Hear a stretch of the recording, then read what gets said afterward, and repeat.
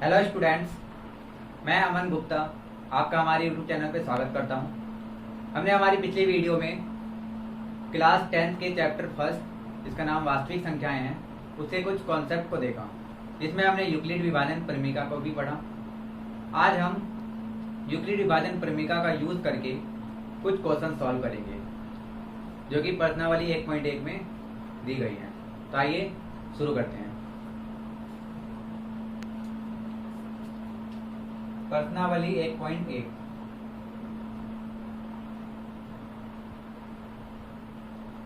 तो इसका first question है, निम्नलिखित संख्याओं का एचसीएफ ज्ञात करने के लिए यूक्लिड विभाजन एल्गोरिथम का प्रयोग कीजिए। और इसका फर्स्ट पार्ट है 135 और 225। ठीक है, तो हमें क्या करना है, यहाँ पे इन दोनों का एचसीएफ निकालना है। तो एचसीएफ निकालना तो बहुत आसान है, हमने पिछली क्लास में भी देखा था एचसीएफ कैसे निकालते हैं। बट इस क्वेश्चन में हमें यूक्लिड विभाजन परिमिका का यूज करके इनका एचसीएफ निकालना है। तो यूक्लिड विभाजन परिमिका का यूज करके इसका एचसीएफ निकालना ज़्यादा मुश्किल नहीं है, आसान है। तो सबसे पहले हम क्या करते हैं, यूक्लिड विभाजन परिमिका का जो एक फॉर्म है हम उसे लिख लेते हैं। तो फॉर्म होता है A = BQ + R। ये हमने देखा था, यहाँ पे A था हमारा भाज्य, B भाजक, Q होता है हमारा भागफल और R होता है शेषफल। तो इसमें A और B की वैल्यू हमें दे रखी है, जो कि 135 और 225 है। तो इसमें से जो छोटी संख्या है वो हमारी हो जाती है B, और जो बड़ी संख्या है वो होती है A। यहाँ से अगर हम देखें तो A बराबर 225 हो जाएगा और B बराबर 135। अब हमें Q और R की वैल्यू फाइंड करनी है, तो उसके लिए हमें इन दोनों को भाग करने की जरूरत पड़ेगी। तो इस काम को हम रफ में करेंगे। तो यहाँ पे हम इसको भाग करते हैं। तो जो बड़ी संख्या है वो हमेशा अंदर आएगी और छोटी संख्या हमेशा बाहर आएगी। भाग करने के लिए हमें 135 का टेबल याद होना चाहिए, बट जरूरी नहीं है कि 135 का टेबल याद करें, क्योंकि ये बहुत बड़ा नंबर है और ऐसे ही बहुत सारे बड़े बड़े नंबर आ सकते हैं। तो हमें इतने टेबल याद करने की जरूरत नहीं होती, सिंपली हमें गुना करना आना चाहिए। तो अगर हमें गुना करना आता है तो हम 135 को 1 से, फिर 2 से, फिर 3 से ऐसे गुना करके इसका टेबल आसानी से लिख सकते हैं। और यहाँ पे हम इसका इस्तेमाल भी कर सकते हैं। तो यहाँ पे हमें दिख रहा है कि 225 135 से बहुत ज़्यादा बड़ी संख्या नहीं है, तो हम इसको छोटे नंबर से ही गुना करते हैं। तो जैसे हम इसको मान लो 2 से गुना करते हैं, तो 135 को अगर हम 2 से गुना करें, तो जब हम गुना करेंगे तो ये आ जाएगा 270। यहाँ पे हमें दिख रहा है कि 270 225 से बड़ी संख्या है, बट यहाँ हमें इससे छोटी संख्या लिखनी होती है। तो इसका मतलब 135 को 2 बार जब हमने गुना किया तो इससे बड़ी संख्या आ रही है। तो हम क्या करेंगे, हम इसको सिंपली 1 से गुना करेंगे, और 1 से गुना करने पे वही संख्या आ जाती है, यानी कि 135 आ जाएगा। इसके बाद हमें माइनस करना होता है, तो हम यहाँ पे माइनस करेंगे। माइनस करने के बाद ये क्या आएगा, ये 5 में से 5 0 और ये 12 में से 3 जाएगा तो 9, यानी कि ये आ गया 90। अब क्या करना है, अब हमें यहाँ से हमारा Q और R पता चल गया। ये हमारा Q होता है यानी कि भागफल, और यहाँ पे जो ये शेषफल बचता है ये हमारा R होता है। तो यहाँ से जो Q है वो क्या आया 1, और जो R है वो क्या आ गया 90। अब इसको हम इस फॉर्म में लिख लेते हैं, यानी कि इस फॉर्म में इस वैल्यू को पुट कर लेते हैं। तो A की जगह 225, B की जगह 135, Q की जगह 1 और R की जगह 90। ये एक स्टेप है। अब इसी स्टेप को हम बार बार रिपीट करेंगे जब तक कि जो हमारा R है, यानी कि यहाँ पे जो वैल्यू है वो 0 ना आ जाए। अब क्या करना है, यहाँ पे 0 नहीं आया है, इसलिए अब जो हमारे पास ये हमारा B और ये हमारा R, अब इस B और R को लेकर हम फिर से एक स्टेप आगे बढ़ेंगे, यानी कि जो अब हमारा B है वो बन जाएगा हमारा A, और जो R है वो बन जाएगा B। यानी कि अब इसको हम कुछ इस तरह से लिखेंगे, 135 यहाँ लिख देंगे और यहाँ पे 90 से गुना करना है, यानी कि A की जगह हमने 135 लिख दिया और B की जगह हमने 90 लिख दिया, जो कि हमारा R आया था। अब क्या करना है, 90 को 135 से फिर से भाग देना है।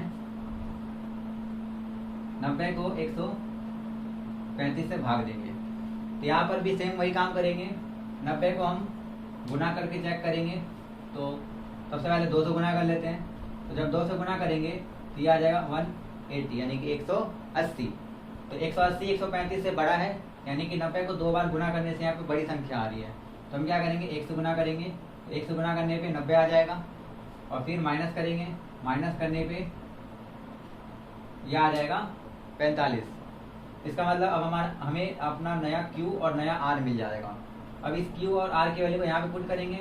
तो Q यहाँ पे गुना में होता है, यानी कि Q हमारा क्या आया है 1, यहाँ पे 1 से गुना करेंगे। और R क्या आया है 45, यहाँ पे हम प्लस 45 करेंगे। तो हमने देखा कि यहाँ पे फिर से 0 नहीं आया, तो हम इसको फिर से रिपीट करते जाएंगे। जब तक रिपीट करेंगे जब तक यहाँ पर 0 ना आ जाए। तो अब क्या होगा, अब जो यहाँ पे ये जो संख्या है ये हमारा A बन जाएगा और ये हमारा B बन जाएगा, यानी कि ये 90 अब इधर आ जाएगा और हम इसको 45 को यहाँ लिख देंगे। और अब क्या करेंगे, 90 और 45 को फिर से भाग देंगे। तो जब 90 को 45 से भाग देंगे तो फिर से यहाँ पर हम गुना करके चेक करेंगे। तो 45 को 2 से गुना करेंगे। जब 2 से गुना करेंगे तो ये 90 पूरा पूरा आ जाएगा और ये इसके बराबर है। तो यहाँ पे हम 90 लिख देंगे। कितनी बार में, 2 बार में। फिर क्या करना है, माइनस करना है। और यहाँ पर क्या आ गया हमारा 0, यानी कि ये हो गया हमारा नया Q और ये हो गया नया R।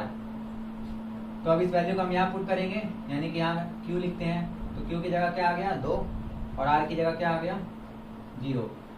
अब क्योंकि यहाँ पे 0 आ चुका है तो इसलिए हम इस प्रोसेस को यहीं पे खत्म कर देंगे। अगर यहाँ पे 0 की जगह कुछ और वैल्यू आती तो हम फिर से इसी काम को रिपीट करते जाते हैं जब तक कि यहाँ पे 0 ना आ जाए। अब जब ये सॉल्व हो चुका है तो लास्ट स्टेप में जहाँ पे 0 ये आ चुका है, जो हमारा R है वो 0 आ गया, उस स्टेप में जो B होता है, यानी कि यहाँ पे जो वैल्यू लिखी होती है वही हमारा HCF होता है। यानी कि जो यहाँ पे HCF है वो क्या हो गया 45, यानी कि 45। यानी कि हमने कौन सा नंबर लिया था 135 और 225, यानी 135 और 225 का जो HCF है वो क्या आया 45 आया। ठीक है, ये समझ में आ गया। ये यूक्लिड विभाजन प्रमेय का यूज करके हमने इन दोनों का HCF निकाला। वैसे सिंपली हम क्या करते थे, इसको डिवाइड करते जाते थे और ये 90 लिखा है, फिर से 135 को यहाँ लिख के फिर से डिवाइड करते थे और इस तरह से जो लास्ट में जब 0 आता था तो जो भाग करने पे आया है वही हमारा HCF होता था। तो उसी प्रोसेस को एक सिस्टमेटिक रूल या एक ग्राफिकल रूप हमने दे दिया जिसको हम यूक्लिड विभाजन प्रमेय बोलते हैं और उसी रूल से हमने इसको यहाँ पे निकाल लिया इन दोनों का HCF। ओके, ये समझ में आया, नोट कर लीजिए।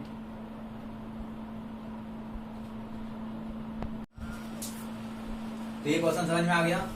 अब इसी के साथ फर्स्ट के 2 और क्वेश्चन है, फर्स्ट क्वेश्चन में 2 और पार्ट है, वो आप खुद ट्राई कीजिएगा।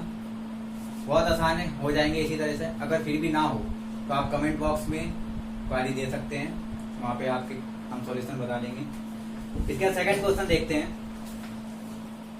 सेकंड क्वेश्चन कह रहे हैं, दर्शाइए कि कोई भी धनात्मक विषम पूर्णांक 6Q + 1 या 6Q + 3 या 6Q + 5 के रूप का होता है जहाँ Q कोई पूर्णांक है। तो देखिए इस क्वेश्चन को कैसे करते हैं।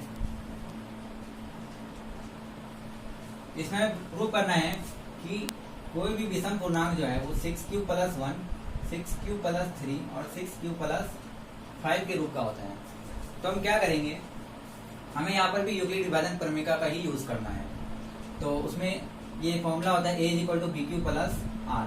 यहाँ पे हम A की जगह A रहने देते हैं और B को हम 6 मान के चलते हैं। यानी कि हमने मान लिया यहाँ पे कि जो B है वो हमारा 6 है। तो यहाँ पे देखने वाली एक बात होती है कि जो भी यहाँ पे B होता है उससे रिलेटेड R होता है, यानी कि जो R है, यानी कि जो हमारा शेषफल है वो कभी भी B से बड़ा या उसके बराबर नहीं आ सकता है। यानी कि जब भी हम किसी भी संख्या को किसी से डिवाइड करते हैं तो जो शेषफल है वो डिवाइड करने वाली संख्या से छोटा ही रहता है। यानी कि इस R का एक फॉर्म होता है कि जो R है वो या तो 0 रहेगा या 0 से बड़ा होगा, और जो b होता है उससे हमेशा छोटा रहेगा। तो यहाँ पे b को हमने 6 माना है, तो ये जो r है वो 0 से 6 की रेंज में हो जाएगा। यानी कि जो हमारा r है, r की पॉसिबिलिटी क्या क्या हो जाएगी, 0 1 2 3 4 5, बस। यानी कि ये r हमारा, यानी कि जो शेषफल है ये सिर्फ यही आ सकते हैं। चाहे हम a कुछ भी ले लें, कोई भी संख्या हम a लेंगे, अगर उसको हम 6 से डिवाइड करते हैं, 6 से, तो जो हमारा शेषफल है वो या तो 0 आएगा, 1 आएगा, 2 आएगा, 3 आएगा, 4 आएगा या 5 आएगा। इनके अलावा और कुछ भी नहीं आ सकता है। ठीक है, तो यहाँ पे r ये 5-6 चीजें आ सकती हैं। तो अगर हम इस r को यहाँ पे पुट करें तो ये किस फॉर्म में बनेगा, यानी कि जो हमारा a है वो किस फॉर्म में बनेगा, b की जगह हमें 6 रखना है और q हमें नहीं पता, और r की जगह एक बार 0 लगा देते हैं, यानी कि 6q प्लस 0 जो है वो क्या हो जाएगा, 6q हो जाएगा। कब, जब हमने r बराबर 0 लिया है, r बराबर 0। अब अगर हम r बराबर 1 लेते हैं तो a बराबर क्या आएगा, 6q प्लस 1, क्योंकि r की जगह हमने 1 ले लिया। अब अगर हम r की जगह 2 रखें तो a क्या आएगा हमारा, 6q प्लस 2, और इसी तरह हम r3 रखते हैं तो a आ जाएगा 6q प्लस 3। r4 रखेंगे तो a बराबर 6q प्लस 4, और r5 रखने पे a बराबर 6q प्लस 5। यानी कि जो हमारा a है, a क्या है, कोई भी एक संख्या है, कोई भी एक पूर्णांक है, धनात्मक पूर्णांक। ठीक है, यहाँ धनात्मक पूर्णांक की बात हो रही है इस क्वेश्चन में, तो जो a है हमारा वो धनात्मक पूर्णांक है। तो कोई भी धनात्मक पूर्णांक इन 6 फॉर्म में लिखा जा सकता है, जैसा हमने यहाँ पे अभी देखा। इसके अलावा और कोई फॉर्म में नहीं लिख सकते हैं। बट यहाँ पे क्वेश्चन में बोला गया है कि कोई भी धनात्मक विषम पूर्णांक जो है वो 6q प्लस 1, 6q प्लस 3 और 6q प्लस 5 के रूप में लिखा जाता है। तो यहाँ पे ये सारे पूर्णांक है। अगर हम यहाँ पे ध्यान से देखें तो जो 6q प्लस 2 और 6q प्लस 4 है, ये तीनों सम संख्या है, यानी कि ये तीनों 2 से भाग हो जाती है। क्यों, अगर मैं इसको 2 से भाग करेंगे अगर हम इसको, तो ये क्या आ जाएगा, 3q आ जाएगा, ये 2 से आसानी से भाग हो जाएगा।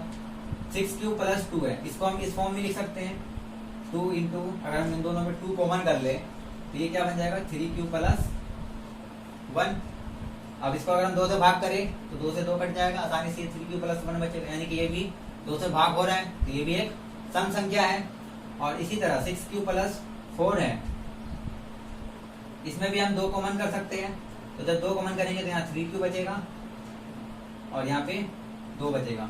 इसका मतलब कि ये संख्या भी 2 से भाग हो जा रही है, यानी कि ये भी एक सम संख्या है। यानी कि ये सम है, ये भी सम है और ये भी सम है। तो बच क्या क्या गए, 6q plus 1, 6q plus 3 and 6q plus 5।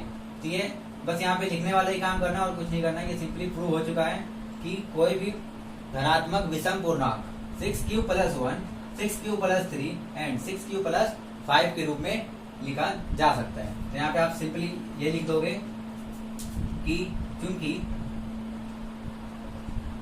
6q plus 2 and और 6q प्लस 4 ये तीनों क्या है, सम संख्या है। यह है, ये तीनों विषम पूर्णांक है। तो अगर हम इन तीनों को हटा दें तो यहाँ पर क्या क्या बच गया, 6q plus 1, 6q plus 3 and 6q plus 5। तो अतः कोई भी धनात्मक विषम पूर्णांक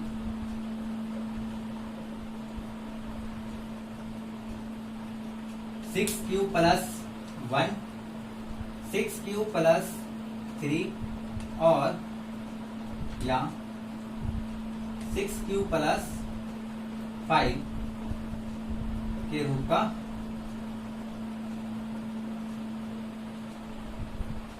होता है। ठीक है, समझ में आ गया, बहुत सिंपल था। यहाँ पे हमने क्या किया, हमने b को बस 6 सेलेक्ट कर लिया, हमने b को 6 माना, तो जो r है वो 0 से 6 के बीच में हो सकता है, यानी कि 0, 1, 2, 3, 4 या 5। अब इन सब केसों में अलग अलग हमारा a मिल गया। a हमारा क्या है, हमारा एक कोई भी एक धनात्मक पूर्णांक है, सम या विषम वो कुछ भी हो सकता है। हमने कोई भी एक धनात्मक पूर्णांक ले लिया। अब हमने r की अलग अलग वैल्यूज को अलग अलग जगह पे पुट किया तो हमारे ये 6 कंडीशन मिले, यानी कि जो कोई भी धनात्मक पूर्णांक है वो इस 6 फॉर्म में लिखे जा सकते हैं। इसके बाद हमने देखा कि इनमें से 3 यानी कि 6q प्लस 2 और 6q प्लस 4 ये तीनों सम संख्याएं थी। सॉरी, यहाँ पे मेरे को सम लिखना था, ये तीनों सम पूर्णांक है, ठीक है। ये तीनों सम है और बाकी जो बच गए 6q plus 1, 6q plus 3 and 6q plus 5 वो क्या है, विषम। तो ये इस थ्योरम से प्रूव हो चुका है, इसको नोट कर लीजिए। तो सेकंड क्वेश्चन आपने देख लिया। अब आते हैं थर्ड क्वेश्चन की तरफ। तो तीसरे क्वेश्चन में कहा गया है किसी परेड में 616 सदस्यों वाली एक सेना की टुकड़ी को 32 सदस्यों वाले एक आर्मी बैंड के पीछे मार्च करना है, ठीक है। दोनों समूहों को समान संख्या वाले स्तंभों में मार्च करना है। उन स्तंभों की अधिकतम संख्या क्या है जिसमें वे मार्च कर सकते हैं। तो देखो, ऐसे क्वेश्चंस में हमें सिर्फ एक चीज देखनी होती है कि जो हमें निकालना है वो क्या निकालना है। तो यहाँ पे हमें निकालना है अधिकतम संख्या। तो जब भी किसी भी क्वेश्चंस में, इस तरह के क्वेश्चंस में जब भी अधिकतम निकालना होगा यानी कि मैक्सिमम, तो हम हमेशा क्या करेंगे, एचसीएफ करेंगे, ठीक है। क्योंकि एचसीएफ क्या होता है, हाईएस्ट कॉमन फैक्टर, यानी कि उन दो संख्याओं का वो बड़ा से बड़ा संख्या जो उन दोनों को भाग दे दे। तो यहाँ पर भी हमें अधिकतम संख्या निकालनी है, यानी कि इन दोनों संख्या, यानी कि जो दो संख्या है 616 और 32, जो इन दोनों को भाग दे दे, वो बड़ी सी बड़ी संख्या जो इन दोनों को भाग दे दे। तो हमें क्या करना है, सिंपली इन दोनों का एचसीएफ निकालना है, तो हमारा आंसर आ जाएगा। तो एचसीएफ आप किसी भी रूल से निकाल सकते हैं, यूक्लिड विभाजन से भी और सिंपल तरीके से भी। तो हम सिंपल वाले से कर लेते हैं। तो जब हम इसका एचसीएफ निकालेंगे तो भाग करेंगे 32 से, जब इसको हम भाग देंगे तो 32 को जब हम 2 से गुना करते हैं तो ये 64 आता है, और 64 बड़ी संख्या हो गई तो हम एक बार में लेंगे यहाँ पे, और जब माइनस करेंगे तो ये 29 आ जाएगा, और फिर अगली संख्या बता देंगे 6, और फिर अब 32 को गुना करेंगे, कोई बड़ी संख्या से गुना करते हैं जैसे 9, तो ये आ गया 288। और हमें पता है कि जब हम इसको 10 से गुना करेंगे तो ये 320 हो जाएगा, जो कि इससे बड़ी संख्या है। तो हम यहाँ पे क्या लिखेंगे, 9, यानी कि 288 आ जाएगा यहाँ पे। और जब हम माइनस करेंगे तो ये हो जाएगा 8 और ये हो जाएगा 0, यानी कि सिंपल यहाँ पे 8 बचेगा। इसके बाद क्या करना है, यहाँ पे हमारा शेषफल 0 नहीं आया, तो जिससे हमने भाग किया था उसको अब फिर से अंदर लिखेंगे और इसको भाग देंगे। अब 8 का टेबल तो सबको आता है, तो 8 को जब हम पढ़ेंगे तो ये 4 बार में पूरा 32 आ जाता है, यानी कि यहाँ पे 0 बच गया। अब यहाँ 0 आ चुका है, इसका मतलब जो हमारा एचसीएफ वो क्या है, 8। तो इन दोनों का जो एचसीएफ है वो क्या आ गया, 8। तो 8 ही हमारा आंसर है, ठीक है। समझ में आ गया, इसको नोट कर लीजिए। तो तीसरा क्वेश्चन समझ में आया, इसमें कुछ नहीं करना था, बस अधिकतम था तो हमें एचसीएफ निकालना है। और कभी भी अगर इस ऐसे क्वेश्चंस में न्यूनतम निकालना हो तो हम क्या करेंगे, उन दोनों संख्याओं का एलसीएम निकालेंगे, ठीक है। अब आते हैं चौथे क्वेश्चन की तरफ।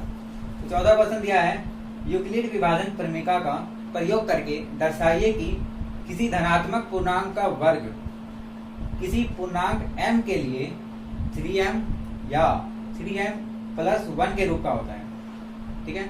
यानी कि ये क्वेश्चन थोड़ा बहुत दूसरे क्वेश्चंस की तरह ही है, बट इसमें थोड़ा वर्ग आ गया, थोड़ा सा चेंज हो जाएगा, बट हम करेंगे उसी तरीके से, ठीक है। तो आगे देखते हैं चौथा क्वेश्चन। तो इसमें बोला गया है कि कोई भी धनात्मक पूर्णांक, उसमें क्या कहा था सेकंड क्वेश्चन में कि धनात्मक विषम पूर्णांक, बट यहाँ पे क्या बोला गया, कोई भी धनात्मक पूर्णांक, चाहे वो सम हो चाहे वो विषम हो, किस फॉर्म में होना चाहिए, 3m या 3m प्लस 1 के रूप में होना चाहिए। यानी कि कोई भी धनात्मक पूर्णांक 3m या फिर 3m प्लस 1 के रूप का होना चाहिए। तो यहाँ पे हम क्या करते हैं, सबसे पहले हम यूक्लिड विभाजन प्रमेय का ये रूल लिख लेते हैं। यहाँ पे हम a की जगह, a क्या है हमारा, कोई भी धनात्मक पूर्णांक। इसके बाद हम क्या करेंगे, b को लेट करेंगे, यानी कि b को हम मानेंगे, हम b को 3 मान के चलते हैं। अब हमने क्या मान लिया, 3। यहाँ पे जो संख्या होती है जनरली हम b को वही मान लेते हैं, ठीक है। तो अगर हम b 3 मानते हैं तो r क्या हो जाएगा हमारा, जो r है वो हमेशा 0 से बड़ा होता है या उसके बराबर होता है, और जो b होता है उससे हमेशा वो छोटा रहता है। तो यहाँ पे b 3 है, तो जो आर है वो 0 से 3 के बीच में आएगा, यानी कि आर क्या क्या हो सकता है, आर हो सकता है हमारा 0, 1, 2 या फिर 3, ठीक है। अभी 3 नहीं हो सकता, 3 से छोटा होना चाहिए, तो 0, 1 या फिर 2, ये 3 कंडीशन है। अब इन तीनों कंडीशंस के लिए हम ए निकालते हैं। तो आर अगर हम 0 ले तो ए हमारा क्या आएगा, ए हमारा आएगा बी क्यू, यानी कि 3, बी की जगह 3 आ गया, 3Q, और आर की जगह क्या आ गया +0, तो ये क्या बन जाएगा, सिंपल 3Q बन जाएगा। इसी के बाद अगर हम R1 लेते हैं तो ये 3Q +1, क्योंकि R की जगह 1 रख दिया। और तीसरा केस R = 2। एक मिनट, हमें यहाँ पर क्या करना है, हमें यहाँ पे इसका स्क्वायर करना है, यानी कि वर्ग। बोला गया किसी भी धनात्मक पूर्णांक का वर्ग, हमें धनात्मक पूर्णांक नहीं निकालना, हमें क्या निकालना है, उसका वर्ग निकालना है। उसके वर्ग को ये प्रूव करना है कि वो 3m या फिर 3m+1 के रूप का होगा। तो यहाँ पे जो हमने a निकाला, हम क्या करेंगे, उसका वर्ग करेंगे, यानी कि स्क्वायर करेंगे। तो जब हम स्क्वायर करेंगे तो दोनों साइड स्क्वायर एक साथ करते हैं। यहाँ पर देखो, जब स्क्वायर करेंगे तो पहले मैं ये लिख देता हूँ, जब हमने r बराबर 2 रखा तो a बराबर क्या आ गया, 3Q + 2। अब इस केस में अगर हम a का स्क्वायर करते हैं, यानी कि वर्ग, तो a का स्क्वायर और यहाँ पे 3Q का स्क्वायर होगा। तो जब ये 3Q का स्क्वायर होगा तो 3 का स्क्वायर क्या होता है, 9 होता है, यानी 3 का वर्ग 9, और Q का स्क्वायर जब करेंगे तो Q का स्क्वायर आ जाएगा, यानी Q का वर्ग आ जाएगा, ठीक है। अब इस केस में हमें क्या करना है, इसमें से अगर हम 3 बाहर निकाल लें इस तरह से, तो ये 3Q स्क्वायर बन जाएगा, यानी कि 9 को हम 3 × 3 लिख सकते हैं, तो हमने इसको इस तरह से लिख दिया। और अब यहाँ करेंगे क्या, 3Q स्क्वायर की जगह हम m लेट कर लेंगे, यानी हम 3Q स्क्वायर को क्या करेंगे, m मान लेते हैं, तो ये 3m बन जाएगा। यहाँ पे साइड में हम लिख देंगे कि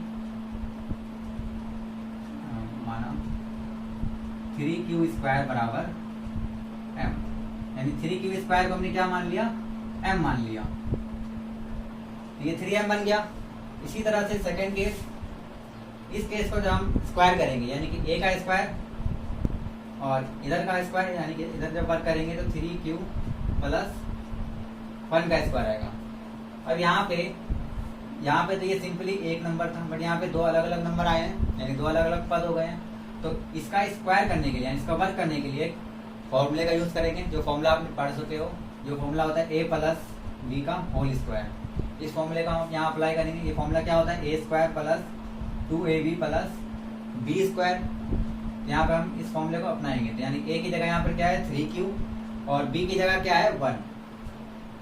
तो 3 सबसे पहले a का स्क्वायर आता है, तो 3Q का स्क्वायर + 2a, a की जगह फिर क्या आ जाएगा 3Q और b की जगह क्या आ जाएगा 1, और फिर है +b स्क्वायर, तो +b स्क्वायर, b की जगह क्या है यहाँ पे 1, तो 1 का स्क्वायर। अब इसको जब सॉल्व करेंगे तो ये क्या हो जाएगा, 3Q स्क्वायर जो है ये 9Q स्क्वायर बन जाएगा, क्योंकि 3 का वर्ग क्या होता है 9 और Q का वर्ग Q स्क्वायर। और इसी तरह जब इसको गुणा करेंगे तो 3 को 2 से गुणा करने पे ये 6 आ जाएगा, यानी कि 6Q, और 1 का वर्ग हम करेंगे तो 1 ही रहेगा, यानी 1 को जब हम 1 से गुणा करते हैं तो 1 ही आता है। अब इसमें हम क्या करेंगे, इन दोनों टर्म में हमें 3 कॉमन दिखाई दे रहा है। क्या कॉमन दिखाई दे रहा है इन दोनों में, 3, तो इन दोनों में हम क्या करेंगे 3 कॉमन कर लेंगे। जब 3 कॉमन करेंगे तो यहाँ पर क्या बचेगा 3Q स्क्वायर, ठीक है, क्योंकि यहाँ पे 9 था तो 9 और 3 9 हो जाता है, और Q स्क्वायर का Q स्क्वायर हो जाएगा। इसके बाद यहाँ पर क्या है 6Q, तो 6Q में से जब हम 3 निकाल देंगे तो क्या बचेगा, यहाँ पे 2Q बचेगा, और ये जो +1 है इसको हम अलग से रखेंगे। अब इस केस में क्या करेंगे 3 और इस 3 की स्क्वायर + 2Q, इस पूरे को हम m लेट करेंगे। अब क्या हम क्या करेंगे, इस पूरे की जगह हम m रख देंगे। यहाँ पे हमने क्या रख दिया, इस पूरे की जगह m रख दिया, और प्लस में क्या है 1, और यहाँ पे लिख देंगे कि माना 3Q स्क्वायर + 2Q = m, ठीक है। तो ये क्या बन गया 3m + 1 बन गया। ठीक है, ये सेकंड केस था। अब थर्ड केस, इसका भी स्क्वायर करेंगे जब हम, तो ये a का वर्ग और यहाँ पर 3q प्लस 2 का वर्ग। अब यहाँ पर भी हम सेम यही वाला फॉर्मूला लगाएंगे, तो ये क्या बन जाएगा 3q का square plus 2 into A B, तो 2 इंटू 3q प्लस 2 और प्लस b स्क्वायर, तो b की जगह इस बार 2 है तो 2 का स्क्वायर। और जब इसको सॉल्व करेंगे तो क्या आएगा 9q स्क्वायर प्लस 3 दूनी 6, 6 दूनी 12, तो 12q और प्लस में 4। ठीक है, अब इन तीनों में हमें क्या दिखाई कॉमन दिखाई दे रहा है, इन तीनों में हमें 3 कॉमन दिखाई दे रहा है। सॉरी, इस 4 को 4 रहने देते हैं। अभी अगले स्टेप में क्या करेंगे, इस 4 की जगह हम 3 प्लस 1 लिख सकते हैं, क्योंकि 3 प्लस 1 क्या होता है 4 होता है, तो 4 की जगह हम 3 प्लस 1 लिख सकते हैं। ये हमने क्यों लिखा, क्योंकि हमें यहाँ पे प्लस में 1 चाहिए था और यहाँ पे प्लस में 4 था, तो हमने क्या कर दिया इसको 3 प्लस 1 कर दिया। अब ये जो 3 है इन दोनों के साथ कॉमन में आ जाएगा, यानी कि इसमें भी 3 है, इसमें भी 3 है और इसमें भी 3 है, तो इन तीनों में जब 3 कॉमन होगा तो यहाँ पर क्या आएगा 3q स्क्वायर प्लस 4q और प्लस 1, और ये जो प्लस का है 1 है ये अलग से रह जाएगा। और अब क्या करेंगे, हम इस पूरे को एमलेट कर लेंगे। इस पूरी की जगह जब हम एमलेट करेंगे, ठीक है 3 है और यहाँ पर इस पूरी की जगह हमने क्या कर दिया m कर दिया, और प्लस में क्या है 1, तो ये क्या आ गया 3m प्लस 1, और यहाँ लिख देंगे माना 3q square plus 4q plus 1 is equal to m। तो इससे हमने ये प्रूव कर दिया कि जो a था हमारा कोई भी धनात्मक पूर्णांक था, उसका जब हमने वर्ग किया, सबसे पहले जब हमने a को कोई भी धनात्मक पूर्णांक माना तो हमने b एक कोई नंबर 3 ले लिया। जब हमने b 3 लिया तो r क्या हो गया 0, 1 या फिर 2। इन तीनों केस में हमारा a निकल आया, और जब इन तीनों केसों में हमने a का वर्ग किया तो जो संख्या आई वो क्या आई, या तो वो 3m के फॉर्म में आई या फिर 3m प्लस 1 के फॉर्म में आई। तो इससे प्रूव हो गया कि कोई भी धनात्मक पूर्णांक या तो 3m के फॉर्म में होगा या फिर 3m प्लस 1 के फॉर्म में होगा। ठीक है, लास्ट में बस स्टेटमेंट लिखनी है जो क्वेश्चन का दिया हुआ है, उसी स्टेटमेंट को लिख देना है और कुछ नहीं है। ठीक है, तो इसको उतार लीजिए। तो 14वां क्वेश्चन आपने देखा कि हमने कैसे किया। अब 5वां क्वेश्चन देखते हैं। 5वां क्वेश्चन और चौथे क्वेश्चन में ज्यादा अंतर नहीं है, बस चौथे क्वेश्चन में हमें वर्ग करना था और इस क्वेश्चन में हमें घन करना है। यानी क्वेश्चन है कि यूक्लिड विभाजन प्रमेय का प्रयोग करके दर्शाइए कि किसी धनात्मक पूर्णांक का घन यानी कि क्यूब यानी कि पावर 3, वर्ग का मतलब पावर 2 होता है और घन का मतलब पावर 3। तो धनात्मक पूर्णांक का घन 9m प्लस 1 या 9m प्लस 8 के रूप का होता है। तो देखते हैं कैसे करना है इसको। Question number 5। तो सबसे पहले हम क्या प्रूव करना है कि ये 9m प्लस 1 या 9m प्लस 8 के रूप का होता है। तो सबसे पहले हम यूक्लिड विभाजन प्रमेय का फॉर्म लिख लेते हैं, जो कि होता है a is equal to B Q plus R. अब यहाँ पे हम क्या करते हैं, a भी हमारा कोई नंबर है, a कोई हमारा धनात्मक पूर्णांक है, हम क्या मानते हैं b को मानते हैं। वैसे जनरली यहाँ पे 9 लिखा हुआ है तो हमें b को 9 मानना चाहिए, बट अगर हम b को 9 मान लेते हैं तो जो हमारा r है वो क्या हो जाएगा 0 से लेकर 9 तक, 9 से छोटा यानी 8 तक, तो वहाँ पे टोटल 9 केसेस आएंगे। तो इन 9 केसेस को अलग अलग दिखाना बहुत मुश्किल काम है और बहुत ज्यादा लंबा भी हो जाएगा और समय भी बर्बाद होगा। तो हम क्या करेंगे, हम b को सिंपली 3 मान लेते हैं। 3 क्यों, क्योंकि जो 3 है वो एक 9 का गुणनखंड है, यानी कि 9 से भाग मतलब 3 जो है वो 9 को भाग कर देता है, तो इसलिए हमने b को क्या मान लिया 3 मान लिया। अब अगर हम b को 3 मान लेते हैं तो जो हमारा r है वो क्या हो जाएगा, r जो है हमारा वो हो जाएगा 0 से बड़ा उसके बराबर और b से छोटा यानी कि 3 से छोटा होना चाहिए। तो अब जो r आएगा वो क्या आएगा, वो आएगा 0, 1 या फिर 2। अब यहाँ पे हमें सिर्फ 3 केसेस को दिखाना पड़ेगा, तो ये काम आसान हो गया। तो अब क्या करना है, अब तीनों केसेस को हम अलग अलग लेकर चलेंगे। यानी कि पहली केस जब r बराबर 0 है, जब r बराबर 0 है तो a क्या आएगा हमारा, a का फॉर्म है b क्यू प्लस में r, तो b की जगह हम क्या रख देंगे 3, तो 3q प्लस में r, यानी कि r हमारा 0 है तो ये 3q ही रह जाएगा। अब हमें यहाँ पे क्या करना है, इसका घन करना है, क्योंकि हमें बोला है धनात्मक पूर्णांक का घन यानी कि पावर 3। तो इधर भी पावर 3 करेंगे और इधर भी पावर 3 करेंगे। जब पावर 3 करेंगे तो ये बन जाएगा, ये तो वही रह जाएगा, और ये हो जाएगा हमारा 3 का क्यूब, यानी 3 को 3 बार गुना करना, यानी 3 गुना 3 गुना 3, ये क्या आ जाएगा 27, यानी कि 27 क्यूब, और यहाँ पर क्यूब, क्योंकि क्यूब का क्यूब करेंगे तो वही रह जाएगा। अब इसमें हम 9 कॉमन ले सकते हैं, क्योंकि जो 27 है वो 9 की टेबल में आता है, तो हम इसमें से हम 9 अलग निकाल लेते हैं, यानी कि जब इसमें से हम 9 अलग निकालते हैं तो ये बन जाता है 3 क्यूब का क्यूब, क्योंकि 9 और 3 गुना करते हैं तो 27 आता है, तो हम 27 को 9 गुना 3 के रूप में लिख सकते हैं, और क्यूब क्यूब तो गुना में ही है, तो ये ऐसे ही रह जाएगा। अब यहाँ पे इस 3 क्यूब क्यूब को हमने क्या करा, m लेट कर लिया, यानी कि इसको हमने क्या मान लिया, m मान लिया। तो जब हम इसको m मानेंगे तो ये क्या बन जाएगा 9m, इस पूरे को हमने m माना, यानी कि हमने क्या माना 3 क्यूब क्यूब जो है वो हमारा m हो गया है, ठीक है। तो ये फर्स्ट केस था, यहाँ पे क्या आ गया हमारा 9m। अब सेकंड केस r बराबर 1 लेके चलते हैं, तो अगर हम r की जगह 1 रख दे तो ये 3 क्यूब प्लस 1 हो जाएगा, और फिर क्या करना है, दोनों साइड फिर से घन करना है। जब हम घन करेंगे तो ये a का क्यूब और ये 3 क्यूब प्लस 1 का क्यूब। अब यहाँ पर 3 क्यूब प्लस 1 का क्यूब करने के लिए फिर से हमें एक फॉर्मूला लगाना पड़ेगा, जो कि है a प्लस b का होल क्यूब। ये फॉर्मूला भी आपने पिछले क्लासेस में पढ़ा होगा।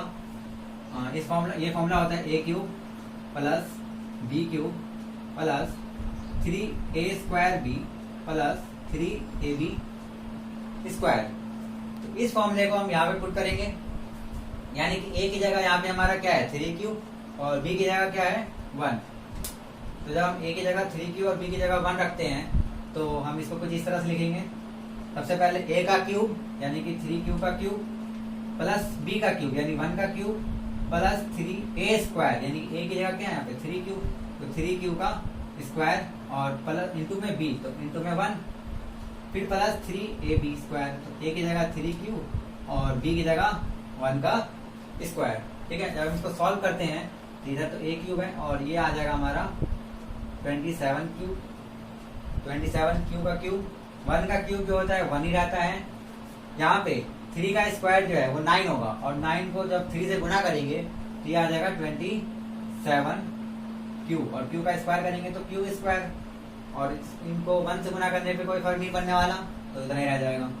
यहाँ पे 1 का स्क्वायर करेंगे तो 1 ही रह जाएगा, और जब इनको गुना करेंगे तो ये 3 और 3 क्या हो जाएगा 9, और साथ में क्या आ जाएगा क्यूब, ठीक है। ये इतना आया। अब हमें क्या करना है, अभी 9m प्लस 1 के फॉर्म में बनाना है।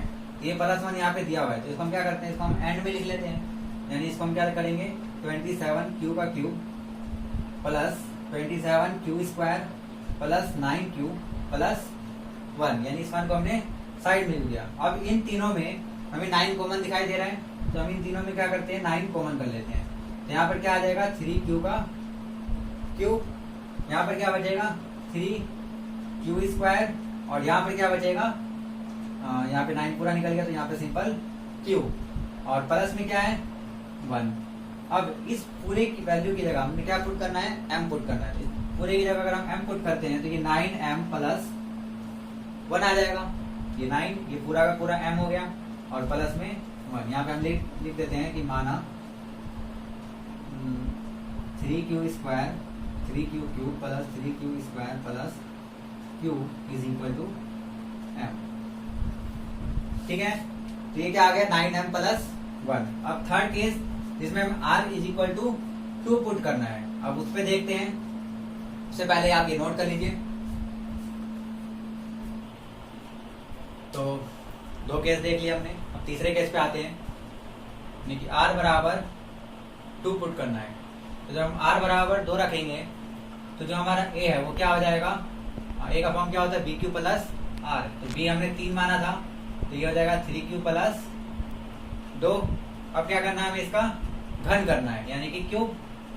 जब इसका घन करेंगे तो दोनों साइड घन करेंगे तो a का क्यूब तो a रह जाएगा, और 3 क्यूब प्लस 2 का जब क्यूब करेंगे तो फिर से हम वही फॉर्मूला लगाएंगे a प्लस b का होल क्यूब, जो फॉर्मूला होता है A cube plus B cube plus 3a square B और प्लस 3ab स्क्वायर। तो यहाँ पर क्या आ जाएगा, a का क्यूब यानी कि 3a का क्यूब, a की जगह 3q है और b की जगह क्या है 2, तो 2 का cube plus 3a square b यानी कि 3a की जगह फिर से आ गया 3q, 3q का स्क्वायर इंटू में b यानी कि 2 और प्लस 3ab स्क्वायर, तो a की जगह 3q इंटू b स्क्वायर यानी कि 2 का स्क्वायर।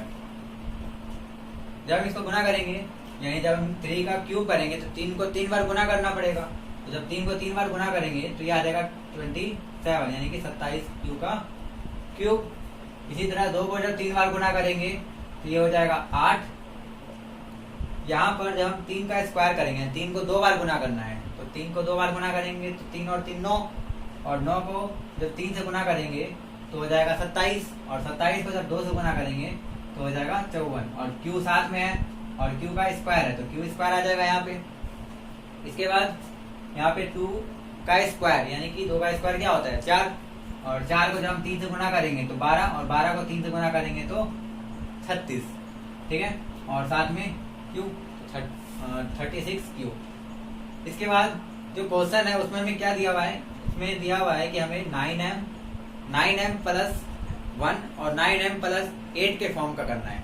तो फर्स्ट और सेकंड केस में जब हमने पुट किया था r बराबर 0 r बराबर 1, तो हमें 9m और 9m प्लस 1 मिल गया था। अब हमें क्या मिलना है 9m प्लस 8, तो यहाँ पे हमें 8 दिखाई दे रहा है, तो इस 8 को हम क्या करेंगे, इसको हम लास्ट में लिख देंगे, यानी कि इसको हम क्या करेंगे 27q प्लस 54q का स्क्वायर और प्लस 36q, और जो प्लस में है 8 को लास्ट में लिख दिया। अब इन तीनों में 9 कॉमन हो रहा है, क्योंकि इन तीनों में 9 आता है, जब इसमें से 9 कॉमन हो जाएगा तो ये हो जाएगा 3q का क्यूब, प्लस जब इसमें से 9 कॉमन करेंगे तो ये हो जाएगा 6q का स्क्वायर, और जब इसमें से 9 कॉमन करेंगे तो ये हो जाएगा 4q, और प्लस में जो 8 है वो अलग से बच जाएगा। अब क्या करना है, इस पूरे नंबर को हमें क्या लेट करना है m लेट करना है, तो इस पूरे को जब हम m लेट कर लेंगे तो ये 9m और प्लस में क्या हो गया 8 हो गया, और यहाँ पे हम क्या लिख देंगे माना 3q का क्यूब प्लस 6q का स्क्वायर प्लस 4q का हमने क्या मान लिया m मान लिया। तो यहाँ पे हमने देखा कि जो थर्ड केस है उसमें क्या आ गया 9m प्लस 8, यानी कि जो हमारा a है कोई भी धनात्मक पूर्णांक वो किस फॉर्म का है 9m प्लस 1, 9m प्लस कोई भी धनात्मक पूर्णांक का घन जो है यानी कि a का क्यूब वो किस फॉर्म में है 9m plus 1 and 9m plus 8। तो ये यूक्लिड विभाजन प्रमेय से प्रूव हो गया कि किसी भी धनात्मक पूर्णांक का जो घन है वो या तो 9m होगा, 9m प्लस 1 होगा, या फिर 9m प्लस 8 के रूप का होगा। तो इसी के साथ ये क्वेश्चन खत्म होता है, और इस एक्सरसाइज के 5 क्वेश्चन हो गए हैं। आज की वीडियो में सिर्फ इतना ही। अगले वीडियो में हम प्रश्नावली 1.2 के कुछ क्वेश्चंस करेंगे। तो अगर आपको ये वीडियो पसंद आई हो तो प्लीज़ लाइक जरूर करें, और अपने दोस्तों या जो ज़रूरतमंद लोग हैं उनको ज़रूर शेयर करें। और अगर आपने हमारे चैनल को अभी तक सब्सक्राइब नहीं किया है तो प्लीज़ सब्सक्राइब करें। और अगर इस टॉपिक के हिसाब से यानी इस एक्सरसाइज में जितने भी क्वेश्चन है उसमें अगर आपको कोई प्रॉब्लम हो तो कमेंट बॉक्स में आप कमेंट कर सकते हैं, हम आपके रिप्लाई देने की कोशिश करेंगे। Thank you.